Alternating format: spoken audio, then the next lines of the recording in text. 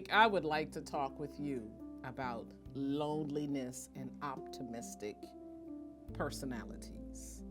I was watching this Pew Research, reading this Pew Research Center report dated January 16, 2025. And it talks about how lonely people can be in America. It speaks of how, according to the stats, adults under the age of 50 tend to be, or most likely are lonely compared to those who are over the age of 50. But what do you think some of the triggers are that cause people under the age of 50 to be lonely? Dealing with unexpected disasters, financial burdens. You make a plan and it doesn't go according to the way you think it should go. And so you get upset about that. And that can create loneliness, especially when you have a financial burden. And being lonely doesn't mean that you're not around people or someone is not with you. Loneliness comes in different forms. It's a feeling that people will get. And I can't even just say younger people, because it says more likely than older adults to feel lonely. So when I think about those under the age of 50, I think about friendship and how the Bible talks about showing yourself friendly in the book of Proverbs. Proverbs 18:24 talks about showing yourself friendly. You want a friend, show yourself friendly. So what creates a true friend? That's a good question. What's the criteria for a true friend? Do we have to go by a list of criteria that a friend has to do X, Y, Z? Or a true friend does not always agree with you. That's one thing. yes. And a true friend does not always have to talk to you every day. How about that? That's true. So I like the Paul and Barnabas kind of friendship. I don't want a friend or people around me to make me feel like everything I do is right. I want some peace. I want some truth tellers around me. Some friends that will hold you accountable. Saying, listen, that wasn't right what you said, that wasn't right your actions you did, but hold you accountable and you hold that friend accountable. That's the kind of friends you need in your life. One that sticks closer than a brother. That's what the word says. What does the Bible really mean? Tell me about brotherhood. Well, brotherhood it's a closeness. Well, like brotherhood, sisterhood, we use the term loosely because it's someone that sticks close with you, regardless of the situation that you find yourself in. We often say sometimes, we have friends that'll stick closer to us than family. Well, we are both military, and over the years, we have met people that will do things for us faster than our family will. At the same time, we have friends that will grab us by the arm and say, hey, you're going through some stuff. We're going to church today. We're going to pray about those things faster than family will. So just because you would say family, we're close, but sometimes you meet people in life that are even closer than a family member.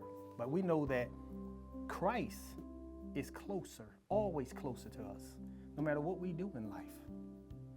I think one of the most valuable things is the simpler things in life, that you reach out to someone in their time of trouble or their time of loneliness or their time of optimism.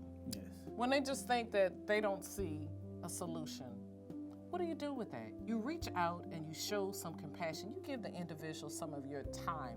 That is one of the most precious things. You remember Shamika. Shamika was one of our friends. She passed away, but I would drop off just the smallest gift to her during her birthday or the holidays, and I could never understand why she would cry.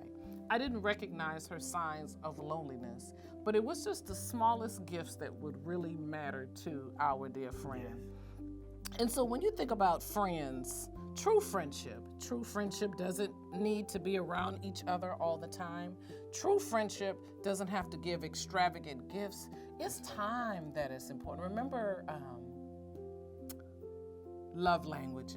Yes. When we took the quiz and it asked, what are your love languages? And there were 5 or 6 categories that you were placed in. And the worst thing I ever thought was to give somebody a gift when it wasn't really their love language, and they would just look at it and say, what am I supposed to do with this? They may not say it to you, But when we think about loneliness, you have to also think about friendship. And if you want friends, show yourself friendly. Everyone needs a friend. And at some point or another, you have to sacrifice. It's not always about you and what's comfortable for you. Sometimes we have to sacrifice our time as well as our resources to help a friend through their periods of loneliness. And a friend is not to be a friend, you have to be the same things or reciprocate back what you want somebody else to do. That's true. I don't need her to be a friend when I have a problem and I just need a listening ear. So when she have a problem, I'm never there to listen to her. Is that being a good friend or a true friend to a person? That's not. So be friendly, show yourself friendly if you want to have that true friend in your life. I like that. So the next time you're feeling lonely or you see someone who's off by themselves, show yourself friendly and go make a new friend. Today we challenge you to go and call one friend. No, it's a challenge. 3 friends that you have not spoken to in a while, someone that's in your phone that you haven't spoken to in a while, and just let them know that you were thinking about them and ask them, how are you doing? And be sincere enough to listen.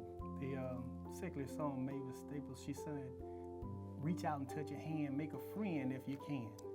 And so we challenge you, make a friend if you can. Talk to somebody, learn something new about somebody, teach them something about you, because we have to teach people how to treat us as well. We do. So that's part of it as well. So again, this has been your meditation moment. This is my wife, Dr. Pamela Gay. And this is my husband, Reverend O.C. Gay.